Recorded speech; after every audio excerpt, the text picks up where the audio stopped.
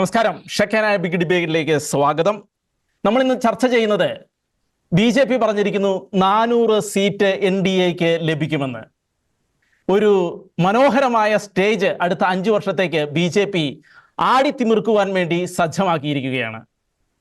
മറിച്ച് മറുവശത്ത് പ്രതിപക്ഷമാകട്ടെ ആകെ തകർന്നടിഞ്ഞ അവസ്ഥയിലാണ്. ഇന്ത്യ മുന്നണി ഒരു രീതിയിലും അടുത്ത 5 വർഷത്തേക്ക് ഒരു ശബ്ദമാകാൻ പോലും സാധ്യതയില്ലാത്ത രീതിയിൽ നിഷ്പ്രഭമായി പോയിരിക്കുന്ന അവസ്ഥയിലാണ് ഉള്ളത്. ഇന്ന് ഈ വിഷയത്തെക്കുറിച്ചാണ് നമ്മൾ ചർച്ച ചെയ്യുന്നത്. നമ്മുടെ കൂടെ ചർച്ചയ്ക്കായി ഉള്ളത് father doctor Abraham Irippinikkal, KCBC media commission secretary, പിന്നെ മുതിർന്ന മാധ്യമ പ്രവർത്തകനായ T. ദേവപ്രസാദ്, സാമൂഹ്യ നിരീക്ഷകൻ അഡ്വക്കേറ്റ് ജസ്റ്റിൻ പള്ളിവാതുക്കൽ എന്നിവരാണ്. ഏവർക്കും ചർച്ചയിലേക്ക് സ്വാഗതം. ശ്രീ T. ദേവപ്രസാദ്, ഇന്ത്യ മുന്നണി ഇന്ത്യയിൽ വളരെ നിഷ്പ്രഭമായി പോയ ഒരവസ്ഥയിലാണ്. ഒരു പ്രതിപക്ഷമായിട്ടിരിക്കാനുള്ള യോഗ്യതയെങ്കിലും ഈ ഇന്ത്യ മുന്നണിക്ക് ഇന്ന് ഉണ്ടോ എന്നുള്ളതാണ് ചോദിക്കുന്നത്. ഒരു പ്രതിപക്ഷമായിട്ടിരിക്കാൻ പ്രത്യേക യോഗ്യതയൊന്നും വേണമെന്ന് എനിക്ക് തോന്നുന്നില്ല. നമ്മള് അല്ലെങ്കിൽ പലരും ഉദ്ദേശിക്കുന്നത് പോലെ അല്ലെങ്കിൽ BJP സ്വപ്നം കാണുന്നത് പോലെ അത്ര ശോഭനമാണ് BJP 3ാം വട്ടം അധികാരത്തിൽ വരികയല്ലോ എന്ന് പറയുമല്ല. പക്ഷേ ഇന്ത്യ മുന്നണി എന്ന് പറയുന്നത് ഈ വൈരുദ്ധ്യങ്ങൾ ഒരു ഏച്ചുകെട്ടി ഉണ്ടാക്കിയിരിക്കുന്ന ഒരു കൂട്ടായ്മയാണ്. അതിന് ഇതിലൊക്കെ അപ്പുറത്തേക്ക് എന്തുമാത്രം ഒന്നിച്ച് പ്രവർത്തിക്കാൻ സാധിക്കും എന്നുള്ളത് സംബന്ധിച്ച് ആർക്കും പറയാൻ സാധിക്കത്തില്ല. ഇപ്പൊ തമിഴ്നാട്ടില് സ്റ്റാലിൻ പറയുന്ന പോലെ എല്ലാവരും കേൾക്കുന്നുണ്ട്, അവിടെ കുഴപ്പമില്ല. പക്ഷെ അവിടെ പോലും ഇപ്പോ കോൺഗ്രസിന്റെ നേതാക്കന്മാർ പ്രവർത്തിക്കുന്നില്ല, അവർക്ക് 9 സീറ്റ് കൊടുക്കേണ്ട ആവശ്യമില്ല എന്ന് DMK-യിൽ ശബ്ദം വന്നിട്ടുണ്ട്. കോൺഗ്രസ്സുകാർ അവിടെ പ്രവർത്തിക്കുന്നുണ്ടോ ഇല്ലയോ എന്നുള്ളതിനെ കുറിച്ച് ഫീൽഡ് സ്റ്റഡി എനിക്കറിയത്തില്ല. പക്ഷെ കോൺഗ്രസ്സുകാരെ സംബന്ധിച്ചിടത്തോളം അവരുടെ ഒരു ജനറൽ സ്വഭാവം കണ്ടാൽ അവരിങ്ങനെ തെരഞ്ഞെടുപ്പ് ആകുമ്പോഴത്തേക്കും ചെല്ലുക, ഏതെങ്കിലുമൊക്കെ മുന്നണി കയറി വോട്ട് പിടിക്കുക എന്നുള്ളതാണ് ചെയ്യുന്നത്. അതിനപ്പുറം ഒന്നും കോൺഗ്രസ്സുകാർ പലയിടത്തും ചെയ്യാറില്ല. അതാണ് അവരെ സംബന്ധിച്ച്. ഇന്നിപ്പം രാജസ്ഥാനിലെ തെരഞ്ഞെടുപ്പിനെ കുറിച്ച് ഇന്നലെ മിനിയാന്നോ സച്ചിൻ പൈലറ്റിന്റെ ഒരു കമന്റ് വന്നിരുന്നു, കുറെ കൂടി ശ്രമിച്ചിരുന്നെങ്കിൽ ഞങ്ങൾക്ക് അവിടെ ജയിക്കാമായിരുന്നു എന്നൊക്കെ. കാരണം അതിന് മുമ്പിലത്തെ തെരഞ്ഞെടുപ്പിൽ, അതായത് 2023 അല്ലെ 18 തെരഞ്ഞെടുപ്പില് സച്ചിൻ പൈലറ്റ് ആണ് അവിടെ ആ പാർട്ടിയെ ജയത്തിലേക്ക് നയിച്ചത്. അത് കഴിഞ്ഞപ്പോഴത്തേക്കും അധികാരം പങ്കിടാൻ നേരത്ത് ഗെഹ്ലോട്ട് വരെ മാത്രമല്ല സച്ചിൻ പൈലറ്റിനെ കാര്യം അടുപ്പിക്കാതിരിക്കുകയും ചെയ്തു. കയ്യിലിരിപ്പ് കൊണ്ടാണ് പലപ്പോഴും ഇവരുടെ കയ്യിൽ നിന്നെല്ലാം പോകുന്നത്. അതെ, അതിനോട് നമ്മൾ യോജിക്കുന്നു. പക്ഷെ ഒരു കാര്യം നമ്മൾ എടുത്തു നോക്കണ്ട, അല്ലെങ്കിൽ ഈ പറഞ്ഞ BJP പറഞ്ഞ ഈ 400 സീറ്റിലേക്ക് BJP എങ്ങനെ എത്തുമെന്നുള്ളതിനെ സംബന്ധിച്ച് അവരെന്ത് കണക്ക് കൂട്ടുന്നതെന്ന് നമുക്കറിയത്തില്ല. കാരണം കഴിഞ്ഞ തവണ ഓരോ സംസ്ഥാനത്തും കിട്ടാവുന്നതിന്റെ പരമാവധി സീറ്റ് അവർക്ക് കിട്ടിയിട്ടുണ്ട്. ഈ യുപിയിലാണല്ലോ നമുക്ക് ഏറ്റവും കൂടുതൽ സീറ്റുള്ളത്. 80 സീറ്റുണ്ട് UPയിൽ. ആ 80 സീറ്റിൽ 72 സീറ്റ് അവരുടെ മുന്നണിക്കായിരുന്നു. 8 സീറ്റാണ് പോയത്, ബാക്കി മാറിയത്. സമാജ്വാദി പാർട്ടി എന്ന് പറയുന്ന അഖിലേഷ് യാദവിന്റെ പാർട്ടിക്ക് ഇപ്പൊ അവിടുത്തെ അസംബ്ലിയിൽ 109 മെമ്പർമാരുള്ള പാർട്ടിയാണ്. 403 അവിടുത്തെ ടോട്ടൽ. അതിൽ 4-1 അവർക്കുണ്ട്. അപ്പൊ അങ്ങനെ വരുമ്പോ ഒരു 4-1 സീറ്റെങ്കിലും അവിടെ ഇത്തവണ അഖിലേഷ് യാദവിന്റെ പാർട്ടി പിടിച്ചാൽ സ്ഥിതി മാറത്തില്ലേ? എന്താ വ്യത്യാസം വരും? അതുകൊണ്ട് BJP ജയിക്കത്തില്ലെന്നല്ല. പക്ഷെ കോൺഗ്രസിനെ സംബന്ധിച്ച് കോൺഗ്രസ് ഉത്തർപ്രദേശിലൊന്നും ഇനി റെയ്ബറല്ലി പോലും ജയിക്കുമെന്ന് നമുക്ക് പറയാൻ പറ്റത്തില്ല. കാരണം അവിടെ സോണിയാഗാന്ധി മത്സരിക്കുന്നില്ല എന്നൊക്കെ അതൊക്കെ മോദിയുടെ പ്രസംഗത്തിൽ തന്നെ ഉണ്ടായിരുന്നല്ലോ, പാർലമെന്റിലെ പ്രസംഗത്തിൽ തന്നെ ഉണ്ടായിരുന്നു. പിന്നെ മധ്യപ്രദേശിൽ നമ്മൾ നോക്കും. മധ്യപ്രദേശിൽ കഴിഞ്ഞ തവണ ഉണ്ടായിരുന്ന 29 സീറ്റിൽ 28 സീറ്റ് അവർക്കാ കിട്ടിയത്. ഒരു സീറ്റ്, അതായത് നമ്മുടെ കമൽനാഥിന്റെ മകൻ മത്സരിച്ച ഒരൊറ്റ സീറ്റാണ് കോൺഗ്രസിന് കിട്ടിയത്. അതിൽ കൂടുതൽ എങ്ങനെയാ അവർക്ക് അങ്ങോട്ട് കിട്ടാം? എന്നിട്ട് മൊത്തം 303 സീറ്റാണ് ഇപ്പം BJPക്കുള്ള, അവരുടെ മുന്നണിക്കുള്ള 353 സീറ്റാണ്. പിന്നെ പോയിട്ട് രാജസ്ഥാൻ, ഏറ്റവും കൂടുതൽ സീറ്റുള്ള രാജ്യങ്ങൾ നമ്മൾ എടുത്ത് നോക്കുക. അവിടെ 25 സീറ്റുള്ള 25 സീറ്റും BJP ആണ് കഴിഞ്ഞ തവണ പിടിച്ചത്. എന്നാൽ ഈ 303 സീറ്റിന്റെ ഭാഗം അത്. പിന്നെ കൂടുതൽ സീറ്റുള്ള 48 സീറ്റുള്ള മഹാരാഷ്ട്രയാണ്. മഹാരാഷ്ട്രയിലെ 48 സീറ്റില് 17 സീറ്റ് കഴിഞ്ഞ തവണ BJPക്കായിരുന്നു, 16 സീറ്റ് അവരുടെ ഘടകകക്ഷിയായ ശിവസേനയ്ക്കായിരുന്നു. കോൺഗ്രസിനൊക്കെ അവിടെ കിട്ടിയ വളരെ ചുരുങ്ങിയ സീറ്റുകളാണ് കിട്ടിയത്. ഇനിയുള്ള പിന്നെ ബംഗാളാണ്. ബംഗാളില് തൃണമൂൽ കോൺഗ്രസിന് 17 സീറ്റും ഇവർക്ക് 16 സീറ്റോ ഏതാണ്ട് കിട്ടി പാർലമെന്റിലേക്ക്. അതായത് വലിയ ഡിഫറൻസ് ഇല്ല. എങ്കിൽ തൃണമൂലിന് 22 സീറ്റും ഇവർക്ക് 17 സീറ്റും കിട്ടി. കോൺഗ്രസിന് കിട്ടിയ 2 സീറ്റ്. അപ്പൊ അങ്ങനെ വെച്ച് നോക്കുമ്പോൾ കോൺഗ്രസിന് കഴിഞ്ഞ തവണ പോയതിനെ കഴിഞ്ഞും താഴോട്ട് പോകാൻ സാധിക്കത്തില്ല. പിന്നെ നമ്മൾ ഈ സംസ്ഥാനങ്ങളിലൊക്കെ ബുദ്ധിമുട്ട് കാണുന്നുള്ളത് ശരിയാണ്. അത് ഇപ്പൊ ഒരു ഉദാഹരണം പറഞ്ഞാല് നമ്മൾ ഏത് സംസ്ഥാനം എടുത്താലും ഇപ്പൊ കർണാടകയിൽ ബാക്കിയുള്ള പാർട്ടിക്കൊക്കെ കോൺഗ്രസ് എത്രമാത്രം സീറ്റ് കൊടുക്കാൻ പറ്റും? അല്ലെ തെലങ്കാനയിൽ ബാക്കി ഏത് പാർട്ടിക്കാണ് കോൺഗ്രസിന് കൊടുക്കാൻ പറ്റുന്നത്? CPM-നും CPI അവരൊക്കെ ചോദിച്ചെന്ന് പറഞ്ഞിട്ട് കാര്യമില്ലല്ലോ. പിന്നെ പോയിട്ട് ഈ പ്രധാനപ്പെട്ട ഒരു പ്രശ്നം എന്ന് പറയുന്നത് BJP കഴിഞ്ഞാൽ എല്ലാ സംസ്ഥാനത്തും ഉള്ളത് കോൺഗ്രസ് ആണ്. കോൺഗ്രസിന് ഓർഗനൈസേഷൻ ഉണ്ടോ, അവരെ കൊണ്ട് പ്രവർത്തിക്കാൻ സാധിക്കുന്നില്ല. പഞ്ചാബില് ആം ആദ്മിയായിട്ട് അവർക്ക് യോജിപ്പെത്താൻ പറ്റുന്നില്ല എന്ന് പറയുന്നതിന്റെ കാരണം എന്താ? ആം ആദ്മി ഏറ്റവും കൂടുതൽ സീറ്റ് ചോദിക്കുന്നു. അവിടെ 11 സീറ്റേ ഉള്ളൂ. കഴിഞ്ഞോണം കോൺഗ്രസിന്റെ 2 എണ്ണം ഇട്ടിട്ടുണ്ട്. 9 എണ്ണം ഇവർക്കായിരുന്നു, BJPക്കായിരുന്നു. ആ 9 സീറ്റ് ഇനിയിപ്പോ ഇവര് ഈ ആം ആദ്മിയും കോൺഗ്രസും കൂടെ ഉള്ള വഴക്കൊണ്ട് പോലും 9 സീറ്റ് അവർക്ക് കിട്ടുമെന്ന് നമുക്കറിയാം. നമുക്ക് ഉറപ്പ് പറയാനൊന്നും പറ്റത്തില്ല. ഡൽഹിയിൽ 7 സീറ്റുണ്ട്. 7 സീറ്റും കഴിഞ്ഞോണ്ട് BJP പിടിച്ചതാ. അപ്പൊ ഇത് എവിടെയാണ് BJPക്ക് കൂടുതൽ സീറ്റ് കിട്ടാൻ പോകുന്നത് എന്നുള്ളതിനെ സംബന്ധിച്ച് മോദിയുടെ സ്വപ്നത്തിന്റെ ഒരു വ്യാഖ്യാനം നടത്തുമ്പോൾ നമുക്ക് മനസ്സിലാകുന്നില്ല. കേരളത്തിൽ 20 സീറ്റുണ്ട്. BJPക്ക് കേരളത്തിലെ ഈ സമുദായ ഇക്വേഷൻസ് വന്നിരിക്കുന്ന മാറ്റങ്ങൾ കൊണ്ടോ അല്ലെങ്കിൽ സമുദായ ചിന്തകളിൽ വന്നിരിക്കുന്ന മാറ്റം കൊണ്ടോ ഒക്കെ 1 or 2 സീറ്റ് ചിലപ്പോൾ ഒരു നേരിയ പ്രതീക്ഷ വരാന്നില്ല. അതിനപ്പുറത്തേക്കൊന്നും പോയല്ലോ. കർണാടകത്തിൽ കിട്ടുമോ സീറ്റ്? കരുനാടകത്തിൽ കഴിഞ്ഞോണ് 28 സീറ്റ് അവർക്ക് കിട്ടിയതാ. അത് മുഴുവൻ ഇത്തവണ ഉറപ്പായിട്ടും കർണാടകത്തിൽ നിന്ന് DK ശിവകുമാർ കുറെ സീറ്റ് പിടിക്കും എന്നുള്ളത് തീർച്ചയാണ്. തെലങ്കാനയിൽ സ്ഥിതി വ്യത്യാസമുണ്ട്. ആന്ധ്രാപ്രദേശിൽ കഴിഞ്ഞ സീറ്റ് 22 സീറ്റ് ജഗനായിരുന്നു. ജഗന്നാഥ റെഡ്ഡി അയാൾ അവരുടെ മുന്നണിയിലെ ആളല്ല. പക്ഷേ എങ്കിലും അദ്ദേഹം അവരുമായിട്ട് പിന്തുണയുണ്ട്, അവരുടെ പിന്തുണയുണ്ട്. പക്ഷേ വേറൊരു കാര്യം നമ്മൾ ഓർക്കണ്ടേ, ഇപ്പൊ തെലുങ്ക് ദേശവുമായിട്ട് BJP അലയൻസ് ഉണ്ടാക്കാൻ പോകുന്നു. പിന്നെ ഇയാള് നമ്മുടെ തെലുങ്ക് ദേശത്തിന്റെ നേതാവാര മറ്റേ ചന്ദ്രബാബു നായിഡു ഡൽഹിയിൽ പോയി അമിത്ഷായും ഒക്കെ ആയിട്ട് ചർച്ച നടത്തിയിരിക്കുന്നു. അങ്ങനെ ഒരു അലയൻസ് ഉണ്ടായത് സ്വാഭാവികമായിട്ടും YSR എതിരാവും. അപ്പൊ അങ്ങനെ ഒരു അലയൻസ് അവിടെ ഉണ്ടാവുമെന്ന് നമുക്കറിയത്തില്ല. അപ്പൊ ഈ മുന്നണി ഉണ്ടാക്കുക എന്ന് പറഞ്ഞാൽ ബുദ്ധിമുട്ടാണ്.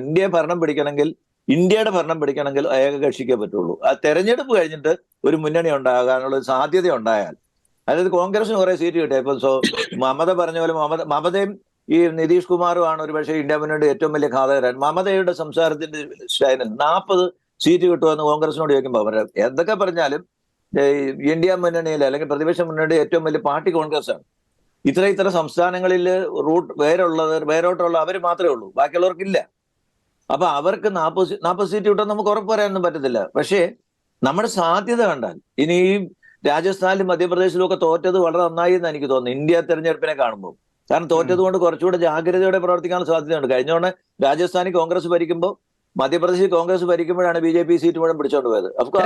ഹിന്ദി ബെൽറ്റില് ഇന്ത്യ മുന്നണിക്ക് ഇനി ഒരു സാധ്യതയുണ്ടോ? ഹിന്ദി ബെൽറ്റ് നമ്മളിപ്പോ ഹിന്ദി ബെൽറ്റ് എന്ന് പറയുന്നല്ലേ നമ്മൾ ഈ ഉദ്ദേശിക്കുന്ന മധ്യപ്രദേശ്, രാജസ്ഥാൻ, പിന്നെ ഉത്തർപ്രദേശ്, പിന്നെ പോട്ടെ ബീഹാറിൽ എന്ന് പറയുന്ന ബീഹാറിലെ ഒരു പ്രശ്നം നമ്മൾ മനസ്സിലാക്കേണ്ടത് എന്താണെന്ന് ചോദിച്ചാൽ, അല്ലെങ്കിൽ ഞാൻ മനസ്സിലാക്കുന്ന ഒരു സംഭവം എന്താണെന്ന് ചോദിച്ചാൽ, കഴിഞ്ഞ തവണ BJPയും പിന്നെ ഇവര് നിതീഷ് കുമാറിന്റെ പാർട്ടി ഒന്നിച്ചെന്നാണ് മത്സരിച്ച്.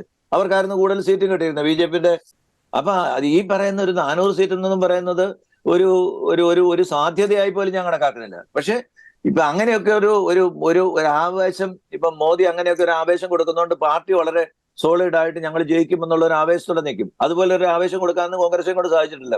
കോൺഗ്രസിന്റെ ഇപ്പൊ മമതയുടെ കൽക്കട്ടയിലെ പിന്നെ റിഫ്ലക്ഷൻ തന്നെ ഒന്ന് നോക്കിയേ. മമത എന്താ പറഞ്ഞത്?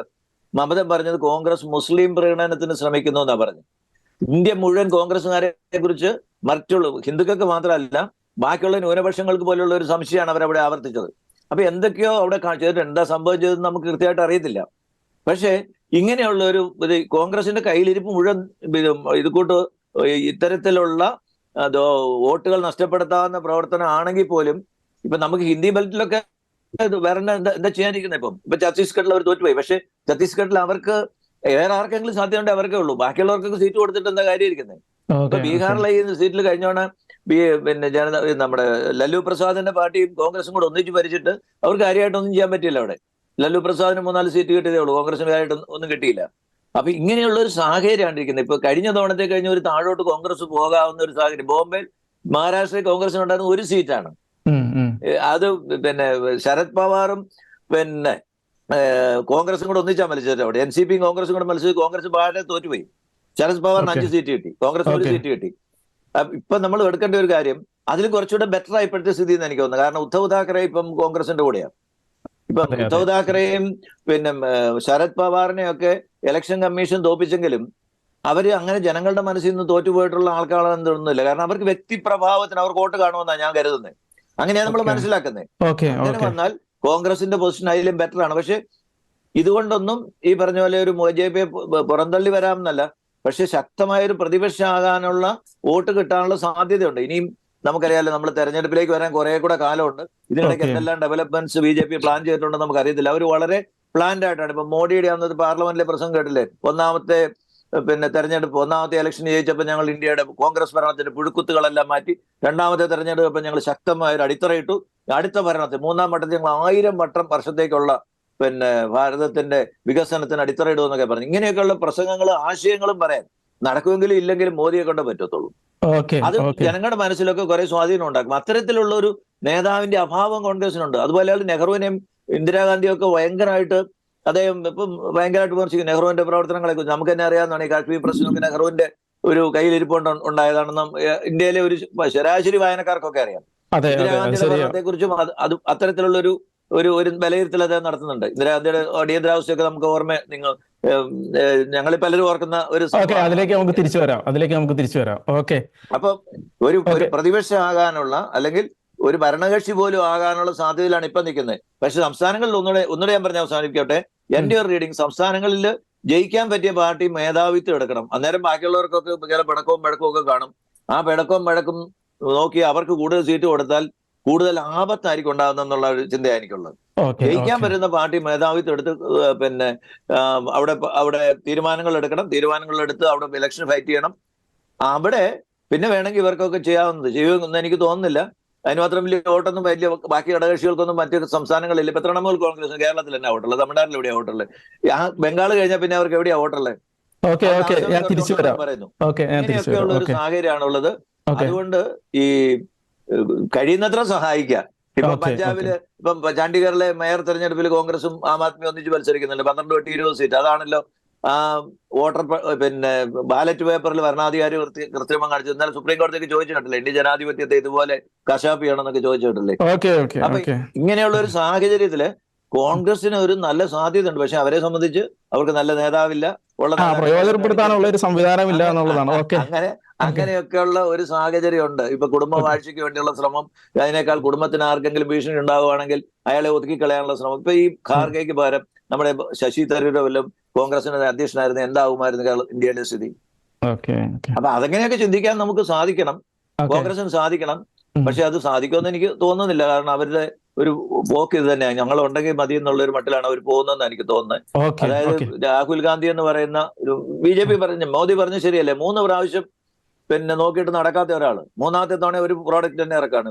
അത് ആദ്യം പറഞ്ഞ മമത പറഞ്ഞ 2 തവണ മോദിയോട് പോരാടി ജയിക്കാത്ത ഒരാളാണ് രാഹുൽ ഗാന്ധി. രാഹുൽ ഗാന്ധി ഉപയോഗിച്ച് ഫ്രണ്ട് നടത്തിയ ജയിക്കാൻ. അതുകൊണ്ടാണ് വേറെ ആരെങ്കിലും വരട്ടെ എന്ന് പറഞ്ഞാണ് മമത ഒരു പക്ഷേ ഖാർഗെ പ്രസിഡന്റ് ആക്കണമെന്ന് പറഞ്ഞു. അത് അവര് ഇച്ചിരി തീ എന്ന് പറഞ്ഞാൽ 2 പഴമെന്നാന്ന് മനസ്സിലാക്കാതെ അവർ അതേപടി ഖാർഗെ ആക്കി. നേരെ മറിച്ച് കോൺഗ്രസിൽ ഒരു എഫിഷ്യന്റ് ആയിട്ടുള്ള നേതാവ്. നമുക്ക് അതിലേക്ക് തിരിച്ചു വരാം. ഓക്കെ ഓക്കെ ഡോക്ടർ എബ്രഹാം ഇരുമ്പനിക്കൽ, ഞാൻ ഒരു കാര്യം ചോദിക്കുന്നത്, BJP 400 സീറ്റ് പിടിക്കുമെന്ന് അവകാശപ്പെടുന്നു. അതുപോലെ ഹിന്ദു രാഷ്ട്രം വരുമെന്ന് ചർച്ച ചെയ്യപ്പെടുന്നു. അതുപോലെ പ്രതിപക്ഷം ഇല്ലാതാകുമെന്ന് പറയപ്പെടുന്നു. ന്യൂനപക്ഷങ്ങൾ അടിച്ചമർത്തപ്പെടുമെന്ന് പറയപ്പെടുന്നു. പ്രതിപക്ഷത്തിന്റെ ഒരു ശബ്ദം ഇല്ലാത്ത അവസ്ഥയിൽ ന്യൂനപക്ഷങ്ങൾക്ക് BJP വളരെ വലിയ ഒരു ഭീഷണി അടുത്ത കാലത്ത് ഉയർത്താൻ സാധ്യതയുണ്ട് എന്നുള്ള ചർച്ചകൾക്കും ഭീതികൾക്കും ഒരു അടിസ്ഥാനം ഉണ്ടോ? ഒന്ന്, BJP ഏതൊരു രാഷ്ട്രീയ പാർട്ടിയെ പോലെയും ഒരു ദേശീയ രാഷ്ട്രീയ പാർട്ടി എന്ന നിലയിലാണ് ഒരുപക്ഷെ ഈ ചർച്ചയിൽ നമ്മൾ അതിനെ അഡ്രസ് ചെയ്യേണ്ടതെന്ന് തോന്നുന്നു. പക്ഷെ നമ്മൾ കണ്ടുകൊണ്ടിരിക്കുന്ന സമകാലിക രാഷ്ട്രീയ സ്ഥിതിവിശേഷം വെച്ച് പരിശോധിക്കുമ്പോൾ ആശങ്ക ഉളവാക്കുന്ന ഒരുപാട് ഘടകങ്ങൾ ഇന്ത്യയിൽ സംഭവിക്കുന്നുണ്ട്. അത് ഇന്ത്യൻ ജനാധിപത്യത്തെ മതം ഹൈജാക്ക് ചെയ്യുന്ന വിധത്തിലും, അത് മതം ഹൈജാക്ക് ചെയ്യുന്നതല്ല, മതത്തെ രാഷ്ട്രീയ പാർട്ടികൾ ഹൈജാക്ക് ചെയ്യുന്ന ഒരു സ്ഥിതിവിശേഷം ജനാധിപത്യത്തിലുണ്ട്. അത് അപകടകരമാണ്. വിമർശനങ്ങളോടുള്ള ഭരണകൂടത്തിന്റെ ഭയം അതിനെ ഏത് വിധത്തിലും ഇല്ലാതാക്കുന്നതിനുള്ള ശ്രമം പണ്ട് ഒരുപക്ഷെ അത്തരം വിമർശനങ്ങളെ വിസമ്മതങ്ങളെയും ഒക്കെ ഇല്ലാതാക്കിയിരുന്ന ഒരു പരിധി ഉണ്ടായിരുന്നു, പരിമിതി ഉണ്ടായിരുന്നു. ഇതിപ്പോ ഡിജിറ്റൽ കാലമാണ്. ഇപ്പൊ ഡിജിറ്റൽ ഡിക്റ്റേറ്റർഷിപ്പിനെ കുറിച്ച് സംസാരിക്കുന്ന കാലമാണ്. അധികാരം വികേന്ദ്രീകരിക്കപ്പെടാതെ തന്നെ കേന്ദ്രീകരിച്ച് കൂടുതൽ ഡേറ്റകൾ ശേഖരിച്ച് ഭരിക്കാൻ പറ്റുന്ന ഒരു കാലത്താണ് ജീവിക്കുന്നത്. അപ്പൊ അതുകൊണ്ട് തന്നെ ഇഷ്ടമല്ലാത്ത എലമെന്റ്സിനെയൊക്കെ കൃത്യമായി മനസ്സിലാക്കാനും അതിനെ ഇല്ലാതാക്കുന്നത് ഒരു പ്രകൃതം ചൈനയിലെ ഉയ്ഗൂറുകളുടെ കാര്യത്തിലോ അല്ലെങ്കിൽ മറ്റ് പല ഏകാധിപത്യ സ്വഭാവം കാണിക്കുന്ന രാജ്യങ്ങളിൽ സംഭവിക്കുന്നത് പോലെ ഇന്ത്യക്കും മാറാൻ വളരെ എളുപ്പമാണ്. ഇപ്പോഴത്തെ സാങ്കേതികതയുടെയും ജനാധിപത്യത്തിന്റെ സ്വഭാവം മാറുന്നതും വിലയിരുത്തുമ്പോൾ ലോകം മുഴുവൻ ഒരു വലതുപക്ഷ രാഷ്ട്രീയത്തെ സ്വാധീനിക്കുന്ന അല്ലെങ്കിൽ വലിയ ഒരു ദേശീയതയുടെ ചിന്താഗതിയിലേക്ക് ലോകം മുഴുവൻ മാറുന്ന ഒരു കാലഘട്ടമാണിത്. അമേരിക്കയിലാണെങ്കിലും യൂറോപ്പിലാണെങ്കിലും പല രാജ്യങ്ങളും ദേശീയത ഒരു വലിയ വിഷയമായി ഉയർത്തിപ്പിടിച്ചു വരുന്നു, ജനങ്ങൾ അതിനെ സപ്പോർട്ട് ചെയ്യുന്നു, ഇതെല്ലാം ശരിയാണ്. പക്ഷേ ഈ കാലഘട്ടത്തിൽ BJP അത്തരത്തിലുള്ള ഒരു നിലപാടിലേക്ക് അടുത്ത ഒരു 5 വർഷം തെരഞ്ഞെടുപ്പ് ജയിച്ചു കഴിഞ്ഞാൽ, വലിയ ഭൂരിപക്ഷത്തിൽ ജയിച്ചു കഴിഞ്ഞാൽ ന്യൂനപക്ഷങ്ങളെ അടിച്ചമർത്താനുള്ള ഒരു സാധ്യത കാണുന്നുണ്ടോ? BJPയുടെ മണിപ്പൂർ വിഷയം നമ്മുടെ മുൻപിലുണ്ട്. ഗുജറാത്തിലെ ഉണ്ടായ കാര്യങ്ങളെ കൈകാര്യം ചെയ്തത് മുൻപിലുള്ള മാതൃകയാണ്. ഇപ്പോൾ അയോധ്യ പ്രശ്നം ഉണ്ടായ ശേഷം അതൊരു സെറ്റിൽമെന്റിൽ വേണ്ടിയാണെങ്കിൽ കൂടിയും അതൊരു സമാധാനം സ്ഥാപിച്ചു എന്ന് പറഞ്ഞ് അതുകൊണ്ട് അവിടെ അവസാനിക്കുന്നില്ല.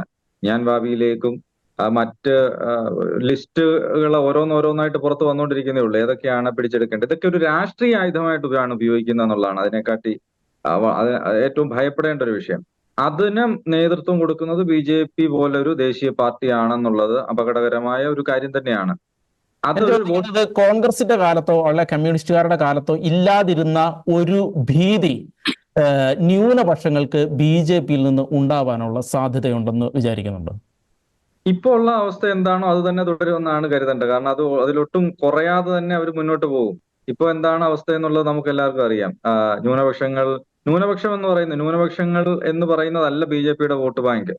BJP പടർത്താൻ ശ്രമിക്കുന്ന ഹിന്ദുത്വ എന്ന് പറയുന്ന അജണ്ട, ഹിന്ദു മതവിശ്വാസവും ഹിന്ദുത്വ എന്ന് പറയുന്ന ഒരു രാഷ്ട്രീയ അജണ്ടയും രണ്ടും രണ്ടായിട്ട് കാണുവാണെങ്കിൽ, ഇന്ത്യയിലുള്ള എല്ലാ ഹിന്ദുക്കളും ഹിന്ദുത്വയിൽ വിശ്വസിക്കുന്നവരല്ല, ഹിന്ദു മതവിശ്വാസികളെ ആ തരത്തിൽ വേണം കാണാൻ. പക്ഷെ ഒരു അജണ്ട, ഒരു പൊളിറ്റിക്കൽ അജണ്ട എന്ന പേരിൽ ഒരു മതം, അല്ലെ ഭൂരിപക്ഷ മതം, ന്യൂനപക്ഷ മതം എന്ന് പറയുമ്പോഴും അതിൽ തന്നെ ഒരുപാട് പ്രതിസന്ധികൾ നിലനിൽക്കുകയാണ്. ഇപ്പം ഒറ്റയ്ക്ക് നിന്ന് പറയുന്ന ഒരാളുടെ സ്വരം, ഇപ്പൊ നമ്മൾ ഈ പ്രതിപക്ഷത്തെ കുറിച്ചാണ് സംസാരിച്ചു തുടങ്ങിയത്. പ്രതിപക്ഷത്തിന്റെ റോൾ, അല്ലെങ്കിൽ ഈ ഇന്ത്യൻ ജനാധിപത്യത്തിൽ പ്രതിപക്ഷം എന്തായി മാറുന്നു, അല്ലെങ്കിൽ പ്രതിപക്ഷത്തിന്റെ സ്വരം എന്ത് എന്നുള്ളതാണ് ഒരു പ്രമേയമായി ഇന്നത്തെ ബിഗ് ഡിബേറ്റില് ഷക്കീന അവതരിപ്പിക്കുന്നു എന്നാണ് പറഞ്ഞത്. അപ്പൊ നമ്മുടെ സുപ്രീം കോടതിയുടെ ചീഫ് ജസ്റ്റിസ് തന്നെ പറഞ്ഞത് descent is the safety value of democracy എന്നാണ്. അങ്ങനെ ഒരു വിസമ്മതത്തെ ഉൾക്കൊള്ളാൻ പറ്റാത്ത വിധം ഏകാധിപത്യ സ്വഭാവത്തിലേക്ക്, വലിയ ബിംബങ്ങളിലേക്ക്, ബ്രാൻഡുകളിലേക്ക് ഒരു നേതാവിനെ പ്രതിഷ്ഠിക്കുന്നതിന്റെ ഭാഗമായിട്ട് അവരുപയോഗിക്കുന്ന ഒരു പ്രത്യയശാസ്ത്രം മതത്തിന്റെ നിറമുള്ളതാണ്. അതാണ് ഇവിടെ ഭയപ്പെടുത്തുന്ന കാര്യം. അങ്ങനെ മതത്തെ ഉപയോഗപ്പെടുത്തുന്ന ഒരു രാഷ്ട്രീയ പ്രക്രിയയിൽ കുറെ പേര് എപ്പോഴും ശത്രുക്കളായി നിലനിൽക്കേണ്ടതായി വരും. അത് വികസനത്തിന് വേണ്ടിയിട്ട് അപ്പൊ ആ പ്രത്യയശാസ്ത്രത്തെ അനുകൂലിക്കാത്തവരൊക്കെ ദേശീയതയുടെ വിരുദ്ധരായിട്ട് മാറും. ആ പ്രത്യയശാസ്ത്രത്തെ അനുകൂലിക്കാത്തവരൊക്കെ ദേശസ്നേഹം ഇല്ലാത്തവരും ഇന്ത്യ വിട്ടു പോകേണ്ടവരാണെന്ന് പറയും. അപ്പൊ അത്തരം ചില സങ്കല്പങ്ങൾ പുതിയതായി കടന്നു വരുന്നതാണ്. ഇത് മുമ്പ് നിലനിന്നിരുന്നതല്ല. അത് ഒറ്റപ്പെട്ട ചില ചിന്തകളായിരുന്നു. ഇതിപ്പോ ഭരിക്കുന്ന ഒരു രാഷ്ട്രീയ കക്ഷിയുടെ പ്രത്യയശാസ്ത്രം രാഷ്ട്രീയമായ നേട്ടത്തിന് ഉപയോഗിക്കുന്നത് മതത്തിന്റെ നിറമാകുന്നത് കൊണ്ടും ആ മതത്തിന്റെ നിറത്തോട് ചേർന്ന് നിൽക്കാത്ത ദളിതരും ആദിവാസികളും മറ്റ് ജാതികളും മത ന്യൂനപക്ഷങ്ങളും എല്ലാം നിറയുന്നതാണ് ഇന്ത്യ. അപ്പൊ സംഘടിതമായിട്ട് വിലപേശാൻ കഴിയാത്ത ഒരാളുടെ അവസ്ഥ എന്തായി മാറുമെന്നുള്ളത് ജനാധിപത്യത്തിൽ ഭയപ്പെടുന്ന ഒരു ചോദ്യമാണ്. അപ്പൊ അങ്ങനെയാണെങ്കിൽ സംഘടിതമായി വിലപേശാൻ കഴിയാത്ത ന്യൂനപക്ഷങ്ങൾ മാർജിനലൈസ് ചെയ്യപ്പെടാൻ സാധ്യതയുണ്ട് എന്നാണ് പറയുന്നത്. തീർച്ചയായിട്ടും അങ്ങനെ ഒരു ഭയം ഇപ്പോൾ നിലനിൽക്കുന്നുണ്ട്. അത് ഇല്ല എന്ന് ഉത്തരവാദിത്തപ്പെട്ടവർ പറയുന്നിടം വരെ ആ ഭീതി നിലനിൽക്കും. അങ്ങനെ നിലവിലാരും അങ്ങനെ പറഞ്ഞതായി കേട്ടിട്ടില്ല. ഓക്കെ. ശ്രീ ജസ്റ്റിൻ പള്ളിവാതുക്കൽ, ഇപ്പൊ ഫാദർ പറഞ്ഞു ഇങ്ങനെ ന്യൂനപക്ഷങ്ങൾ മാർജിനലൈസ് ചെയ്യപ്പെടാനുള്ള ഒരു സാധ്യത ഈ ഒരു തത്വശാസ്ത്രത്തിന്റെ അടിസ്ഥാനത്തിൽ നിലനിൽക്കുന്നുണ്ട് എന്ന്. എന്ത് തോന്നുന്നു, അങ്ങനെ ഒരു സാധ്യത BJP-യുടെ അടുത്ത വർഷം ഒരു വലിയ ഭൂരിപക്ഷത്തോടെ അധികാരത്തിൽ വന്നാൽ അങ്ങനെ ഒരു സാധ്യതയുണ്ടോ? ദേവപ്രസാദ് സാറിനോട് അങ്ങ് ചോദിച്ച ചോദ്യത്തിനോടും അച്ഛനോട് ചോദിച്ച ചോദ്യം എന്നോട് ചോദിച്ച ചോദ്യവുമായി ബന്ധപ്പെട്ട ഒരു സെന്റൻസ് പറയാൻ ആഗ്രഹിക്കുക. അതായത് BJP ഉയർത്തുന്ന വർഗീയ ദേശീയതയെക്കാളും എന്തുകൊണ്ടും ഇന്ത്യ മുന്നണി ഉയർത്തുന്ന ദേശീയതയായിരിക്കും ഇന്ത്യയിൽ ഭരണഘടനാപരം എന്നതിൽ യാതൊരു തർക്കവുമില്ല. എന്ന് പറഞ്ഞാൽ BJP ഉയർത്തുന്ന വർഗീയ ദേശീയവാദം മറ്റൊരു തീവ്രവാദം തന്നെയാണ്. തീവ്രവാദം അവിടെ നിലനിൽക്കുന്നിടത്തോളം കാലം ഇവിടുത്തെ ന്യൂനപക്ഷങ്ങൾ യാതൊരു വിധത്തിലും സുരക്ഷിതരല്ല എന്ന് പറയാൻ നമുക്ക് യാതൊരു മടിയും വേണ്ട. അതിനകത്ത് യാതൊരു തർക്കവുമില്ല. അതായത് ഇപ്പോൾ ഇന്ത്യയിൽ BJP നടന്ന ഭരണം എത്രമാത്രം ജനാധിപത്യ ഭരണമാണ് എന്നുള്ളത് നമുക്ക് അറിയാം. കാരണം ചണ്ഡീഗഡിലെ കഴിഞ്ഞ ദിവസം സുപ്രീം കോടതിയുടെ ചണ്ഡീഗഡ് മേയർ തെരഞ്ഞെടുപ്പുമായിട്ട് നടത്തിയ ആ പരാമർശമൊക്കെ നമ്മുടെ മുമ്പിലുണ്ട്. പരസ്യമായിട്ട് വോട്ടിൽ കൃത്രിമം നടത്തുന്ന വീഡിയോ കണ്ടിട്ടും നിങ്ങൾ ഇവിടെ നോക്കി നിന്നു എന്ന് സുപ്രീം കോടതിയെ കൊണ്ട് ചോദിപ്പിക്കാൻ പറ്റുന്ന രീതിയിലേക്ക് ഇലക്ഷനിൽ മാനിപ്പുലേഷൻ നടക്കുന്നുണ്ട്. തെരഞ്ഞെടുപ്പുകളിൽ ജനാധിപത്യ പ്രക്രിയയിൽ ഞാൻ ചോദിക്കുന്നത്, ഈ കമ്മ്യൂണിസ്റ്റുകാരുടെ കാലത്തും കോൺഗ്രസ്സുകാരുടെ കാലത്തും ഇതുപോലുള്ള ചെറിയ ഘടകകക്ഷികളുടെ കാലത്തും എല്ലാം ഇതുപോലത്തുള്ള കൃത്രിമങ്ങളും ഇതുപോലത്തുള്ള രാഷ്ട്രീയ അപജയങ്ങളും ഇങ്ങനെയുള്ള കുതിര കച്ചവടങ്ങളും എല്ലാം നടന്നിട്ടില്ലേ? ഏത് കാലഘട്ടത്തിലും ഭരണം, ഒരു ജനാധിപത്യ രാജ്യത്തെ ഭരണം പ്രതിപക്ഷമില്ലാതെ ഏകാധിപത്യ ശൈലിയിലേക്കോ സ്വേച്ഛാധിപത്യ ശൈലിയിലേക്കോ പോയപ്പോഴൊക്കെ ഇത്തരത്തിൽ സംഭവിച്ചിട്ടുണ്ട്. അത്തരത്തിൽ വീണ്ടും ഈ ഭരണത്തിലും അങ്ങനെ സംഭവിച്ചത് കൊണ്ട് ഇപ്പോഴും സംഭവിക്കുന്നതിൽ കുഴപ്പമില്ലെന്നാണ് റോബിൻ പറയുന്നത്. അല്ല, ഞാനല്ല ചോദിച്ചേ കുഴപ്പമുണ്ടോ ഇല്ലയോ എന്നല്ല. ഞാൻ ചോദിച്ചത് ഈ പറയുന്ന നമ്മൾ പ്രതിപക്ഷം എന്ന് പറയുന്ന, ഇനി ഒരുപക്ഷെ BJP ഡൗൺ ആയാൽ നമ്മളെ ഭരിക്കാൻ ഉണ്ട് എന്ന് പറയുന്ന ഒരുപക്ഷെ കമ്മ്യൂണിസ്റ്റുകാരുടെയോ കോൺഗ്രസ്സുകാരുടെയോ ഇവരുടെ എല്ലാം കൂടെ കൂട്ടുകക്ഷി ഒരു സഭയ്ക്കും ഇങ്ങനെ ഒരു അപജയം ഇല്ലാതില്ല എന്നുണ്ടോ? അപ്പൊ നമുക്ക് അങ്ങനെ അല്ലാത്ത ഏതെങ്കിലും രാഷ്ട്രീയ പ്രസ്ഥാനമാണോ ഭരിക്കാൻ? റോബിൻ വളരെ വ്യക്തമായിട്ട് ഞാൻ എന്റെ ആദ്യത്തെ സ്റ്റേറ്റ്മെന്റിൽ പറഞ്ഞു. അതായത് BJP ഉയർത്തുന്ന വർഗീയ ദേശീയതയെക്കാളും എന്തുകൊണ്ടും ഇന്ത്യ എന്ന് പറയപ്പെടുന്ന മഹാരാജ്യത്തിന് ഇന്ത്യ മുന്നണി ഉയർത്തുന്ന ദേശീയതയായിരിക്കും അപകടരഹിതം എന്നാണ് നമ്മൾ ഇപ്പോഴത്തെ ഒരു അവസ്ഥ വെച്ച് മനസ്സിലാക്കേണ്ടത്. കാരണം ഓരോ ദിവസവും ന്യൂനപക്ഷങ്ങൾ, ഇന്നും ഒരച്ഛനും 9 പേരും അറസ്റ്റ് ചെയ്യപ്പെട്ടിരിക്കുന്നു. എന്തിനാ? ഒരു ഓർഫനേജ് നടത്തുന്നതാ. ഈ കഴിഞ്ഞ ദിവസങ്ങളെല്ലാം വേറൊരു അച്ഛൻ അറസ്റ്റ് ചെയ്യപ്പെട്ടു. ഡൊമിനിക് അച്ഛൻ ഓരോ ദിവസവും അറസ്റ്റ് ചെയ്യപ്പെടുന്നു. സ്കൂളിൽ സിസ്റ്റേഴ്സ് അറസ്റ്റ് ചെയ്യപ്പെടുന്നു. ഇത് നൈജീരിയ നടന്ന കാര്യമല്ല. നമ്മൾ എന്ത് പറഞ്ഞാലും ഇവിടെ ഒരുപറ്റം ആളുകൾ പറയുന്നത്, അല്ലെങ്കിൽ ഒരു സംഘപരിവാറിനോട് അനുകൂലമുള്ള ആളുകളുടെ നിലപാട് നൈജീരിയ നടക്കുന്നതിനെതിരെ പ്രതികരിക്കുന്നില്ല, ഇറാഖിൽ നടക്കുന്നതിനെതിരെ പ്രതികരിക്കുന്നില്ല. ഞാൻ ജീവിക്കുന്ന എന്റെ മാതൃരാജ്യത്ത് നടക്കുന്ന കാര്യങ്ങളിൽ എന്റെ ജീവനും എന്റെ സമുദായത്തിനും അല്ലെങ്കിൽ ഇവിടുത്തെ ന്യൂനപക്ഷങ്ങൾക്കും അപകടമുണ്ടാക്കുന്ന കാര്യങ്ങളിലാണ് ഞാൻ ആദ്യം പ്രതികരിക്കേണ്ടത്.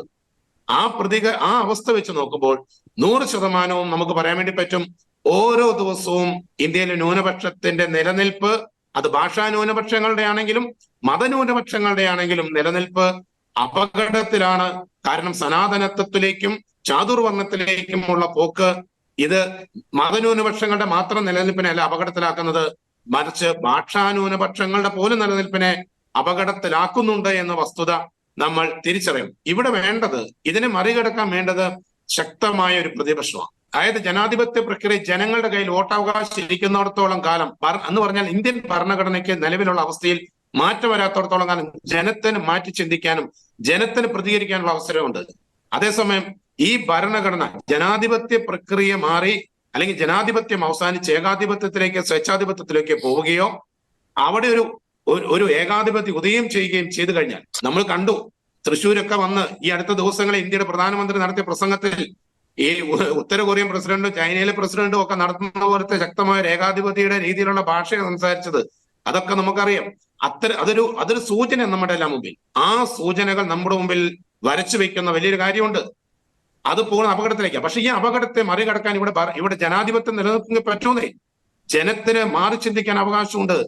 ജനത്തിന് ഭരണഘടന അതിനുള്ള അവകാശം കൊടുക്കുന്നുണ്ട്. പക്ഷെ അവകാശത്തെ പോലും പണാധിപത്യം കൊണ്ട് മറികടന്നുകൊണ്ട്, പണാധിപത്യം കൊണ്ട് ഇല്ലാതാക്കിക്കൊണ്ട്, ഇവിടുത്തെ പ്രതിപക്ഷത്തെ മുഴുവൻ വിലയ്ക്ക് വാങ്ങിക്കൊണ്ട് ഇവിടുത്തെ ജനാധിപത്യ സംവിധാനങ്ങളെ തകർക്കാൻ നടത്തുന്ന നീക്കങ്ങളെ എതിർക്കാൻ പറ്റുന്ന രീതിയിൽ ശക്തമായ ഒരു പ്രതിപക്ഷ നേതാവ്, ഒരു പ്രതിപക്ഷം ഇന്ത്യയെ ഹൃദയത്തിലേറ്റുന്ന, ഇന്ത്യയെ ഹൃദയത്തിൽ വികാരമായി കൊണ്ട് നടക്കുന്ന, ഇന്ത്യയിലെ ജനങ്ങൾക്ക് വേണ്ടി തന്റെ ജീവൻ പോലും കൊടുക്കാൻ തയ്യാറുള്ള ഒരു നേതാവ് ഇന്ന് ഇന്ത്യയിലില്ല.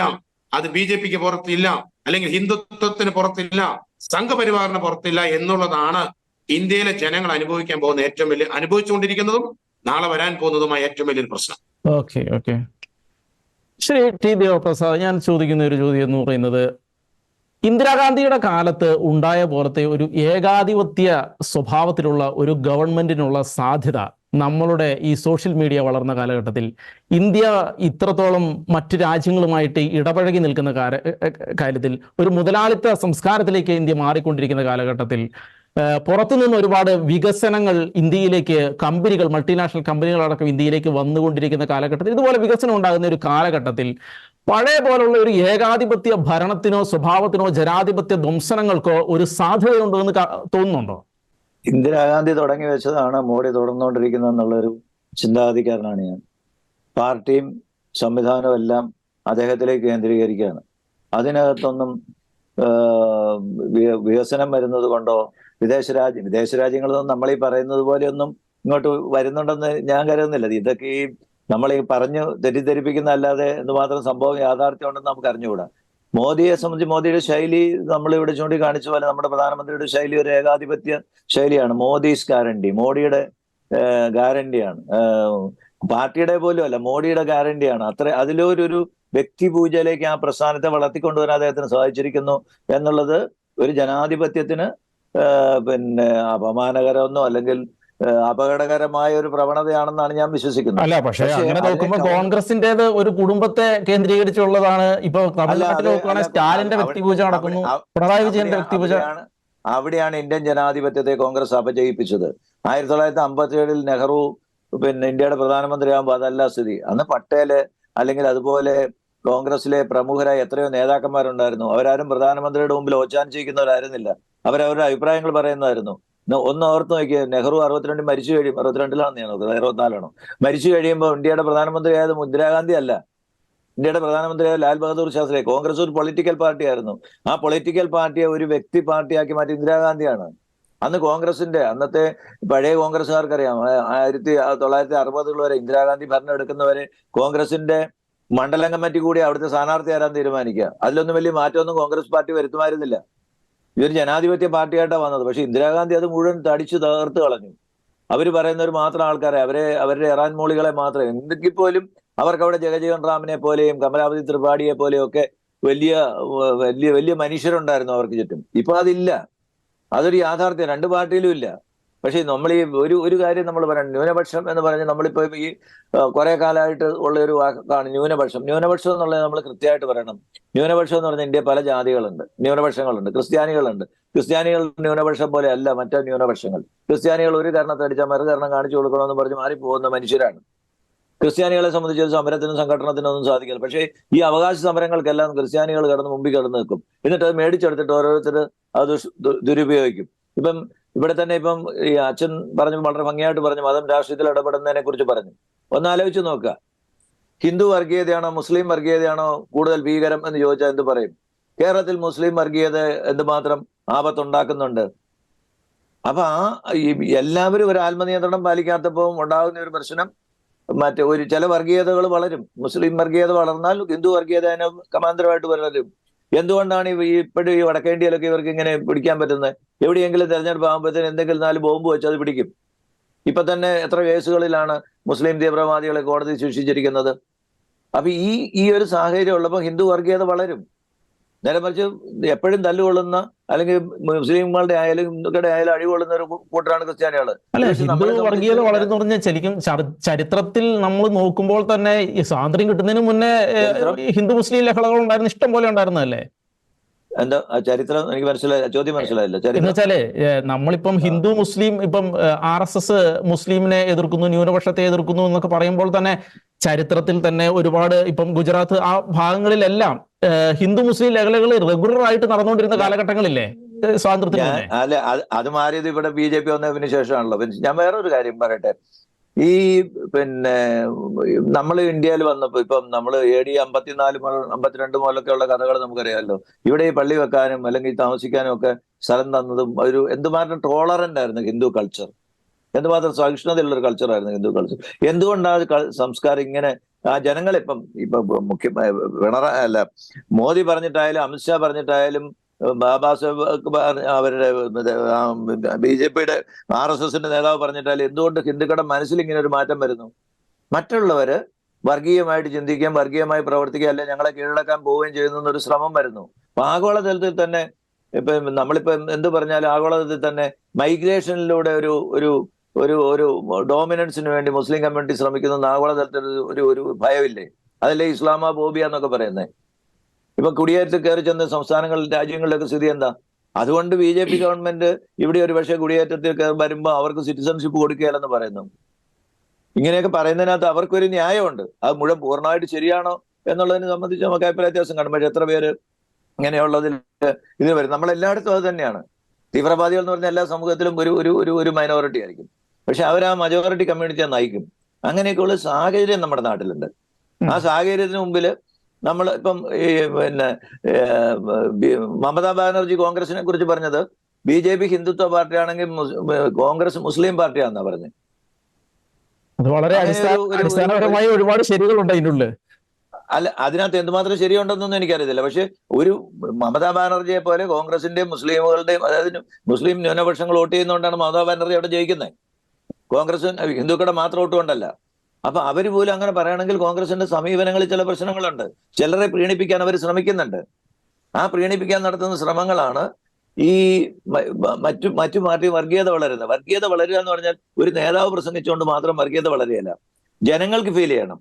ഇപ്പൊ എന്തുകൊണ്ടാണ് സമീപകാലത്തായി കേരളത്തിൽ ഒരു പക്ഷേ ഈ BJP വന്നാലേ കാര്യങ്ങൾ നടക്കുമെന്ന് ഒരു വിഭാഗം ക്രൈസ്തവരുടെ ഇടയ്ക്കെങ്കിലും ഒരു ചിന്ത വന്നത് എന്തുകൊണ്ടാണ്? 80-20 പോലെയൊക്കെ ഉള്ള അവകാശം, ജസ്റ്റിനാണല്ലോ അതിനൊരു കേസ് പോയത്. അതുമൊക്കെ ന്യായമാണെന്നും പറഞ്ഞ് ഇവിടുത്തെ ന്യൂനപക്ഷ വകുപ്പ് മന്ത്രി, പേര് ന്യൂനപക്ഷം എന്നാ, അങ്ങനെയൊക്കെ പ്രവർത്തിച്ചപ്പോ ബാക്കിയുള്ള സമുദായങ്ങൾക്ക് സംശയമായി, ആശങ്കയായി, ഇവരെ വിശ്വസിക്കാൻ ബുദ്ധിമുട്ടായി. അതിപ്പോ ഇടതുപക്ഷം ആണ് അന്നേരം കേരളം ഭരിക്കുന്നതെന്ന് ഓർക്കണം. ഇടതുപക്ഷം എന്ന് പറയുന്ന എല്ലാം ന്യൂനപക്ഷങ്ങളുടെ അവകാശങ്ങൾക്ക് വേണ്ടി നിൽക്കുമെന്ന് പറയുന്ന, ന്യൂനപക്ഷങ്ങളുടെ അവകാശം എന്ന് പറഞ്ഞാൽ ന്യൂനപക്ഷങ്ങളുടെ അവകാശം.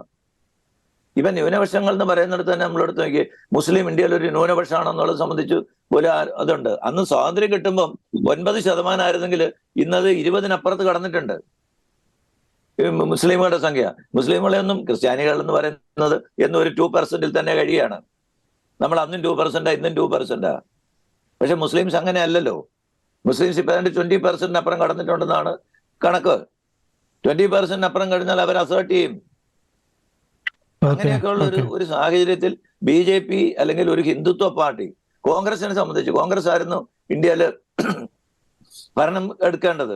കോൺഗ്രസ് അവിടെ അവര് ആരെയെങ്കിലും അവഗണിക്കുന്ന ഒരു ഫീലിംഗ് വരരുത്. മുസ്ലിമുകൾക്ക് അല്ലെങ്കിൽ ഹിന്ദുക്കൾക്ക് ഞങ്ങളുടെ താല്പര്യങ്ങൾ സംരക്ഷിക്കണമെങ്കിൽ BJP വരണം എന്നൊരു ചിന്ത വന്നാൽ അപകടമാണ്.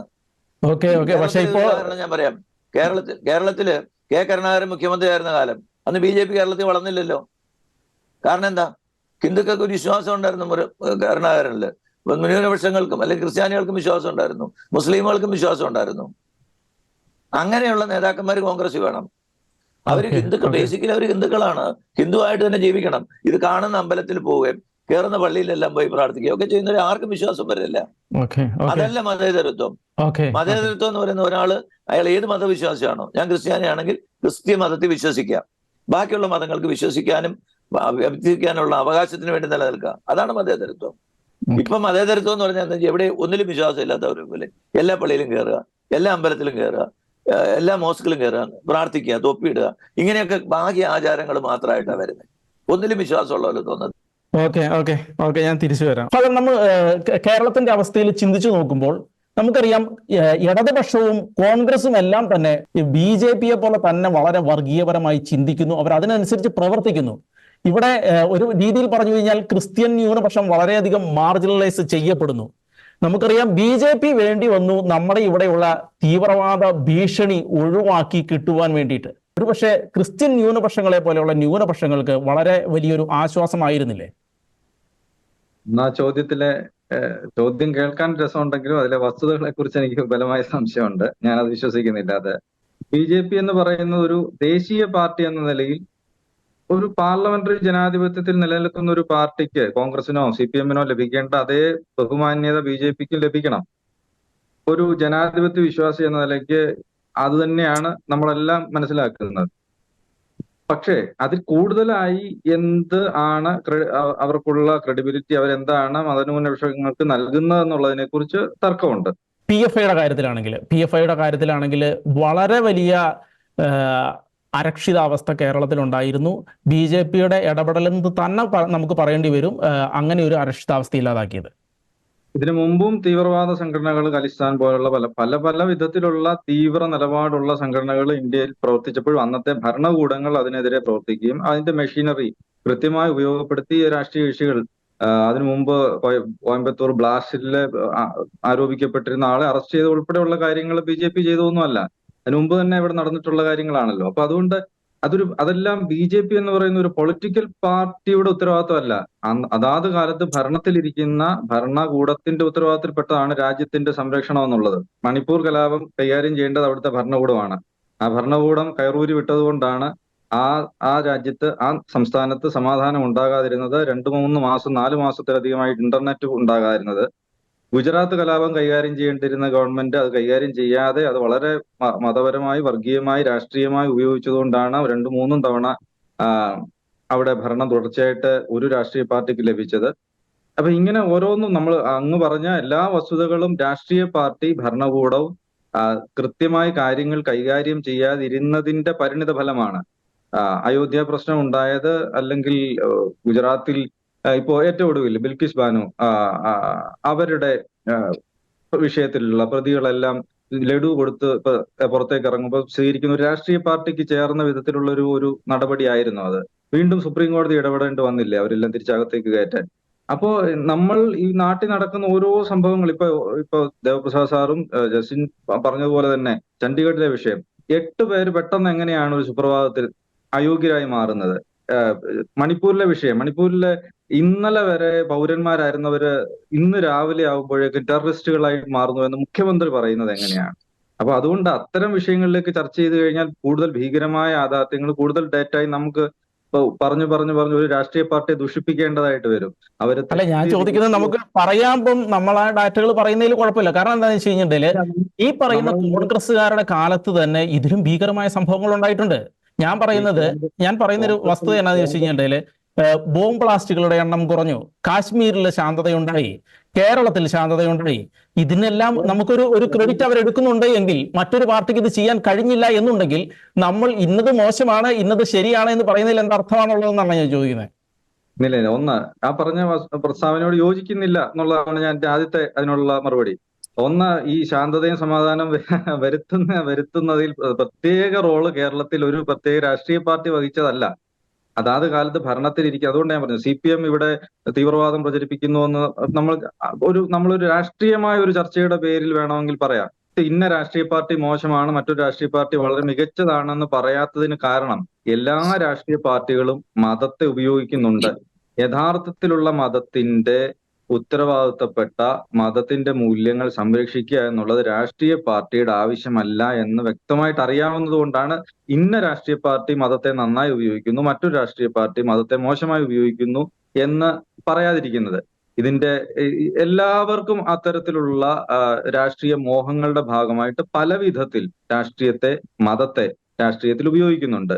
അതിന്റെ വ്യക്തമായ ഉദാഹരണങ്ങളാണ് അവരുടെ സ്ഥാനാർത്ഥി നിർണയങ്ങൾ, അവര് നൽകുന്ന ന്യൂനപക്ഷ ആനുകൂല്യങ്ങളുടെ കാര്യത്തിൽ നടത്തുന്ന വേർകൃത്യങ്ങള്, ചില ന്യൂനപക്ഷങ്ങളെ, ചില സമൂഹങ്ങൾ. ഇപ്പം നമുക്കറിയാം സ്റ്റാൻ സ്വാമി എന്ത് തെറ്റ് ചെയ്തിട്ടാണ്.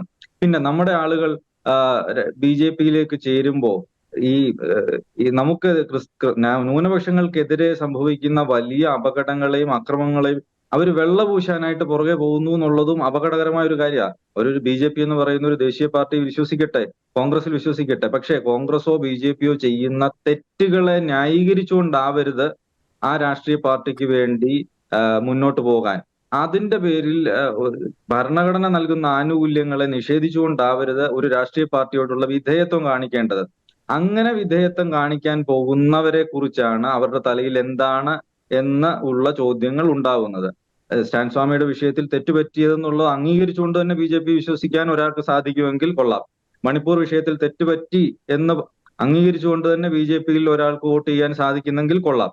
അത് തുടരാതിരിക്കാനും തിരുത്താനും ആ രാഷ്ട്രീയ പാർട്ടിക്ക് ഇച്ഛാശക്തി ഉണ്ടാവണം എന്നുള്ളതാണ് നമുക്ക് അതിനോടുള്ള നിരീക്ഷണം. അല്ലാതെ BJP എന്ന് പറയുന്ന ഒരു പാർട്ടിയോ CPM-ഓ കോൺഗ്രസോ ഇന്ത്യയിൽ ഇല്ലാതാകണം എന്ന് ആഗ്രഹിക്കുന്നത് മറ്റൊരാൾ ആഗ്രഹിക്കുന്ന ഏകാധിപത്യപരമായ ഒരു സ്വഭാവമാണ്. അത് പാർലമെന്ററി ജനാധിപത്യം എന്ന് പറയുന്ന ഏറ്റവും പവിത്രമായ ഇന്നത്തെ കാലത്ത് നിലവിലുള്ള സാഹചര്യത്തിൽ ഇന്ന് വരെ കണ്ടിട്ടുള്ളതിൽ ഏറ്റവും ഭേദപ്പെട്ട ഒരു രാജ്യഭരണ രീതിക്ക് എതിർ നിൽക്കുന്ന ഒന്നാവും. ഇവിടെ രാജവാഴ്ചകൾ ഉണ്ടായിട്ടുണ്ട്, ഏകാധിപത്യങ്ങൾ ഉണ്ടായിട്ടുണ്ട്, അടിയന്തരാവസ്ഥ ഉണ്ടായിട്ടുണ്ട്, ലോകത്ത് പല വിധത്തിലുള്ള ഭരണ വ്യവസ്ഥിതികളും കാണുന്നുണ്ട്. ഇതിലൊക്കെ ഏറ്റവും ഭേദപ്പെട്ടത് മനുഷ്യനെ സംസാരിക്കാനും ആശയങ്ങൾ അവതരിപ്പിക്കാനും വിശ്വസിക്കാനും മുൻപോട്ട് പോകാനും ഭക്ഷണം കഴിക്കാനും ഇഷ്ടമുള്ള ഭക്ഷണം കഴിക്കാനും കഴിക്കാതിരിക്കാനും ഒക്കെ സ്വാതന്ത്ര്യം നൽകുന്ന ഒന്ന് ഈ പാർലമെന്റ്, ഈ ജനാധിപത്യ വ്യവസ്ഥിതിയിലാണ്.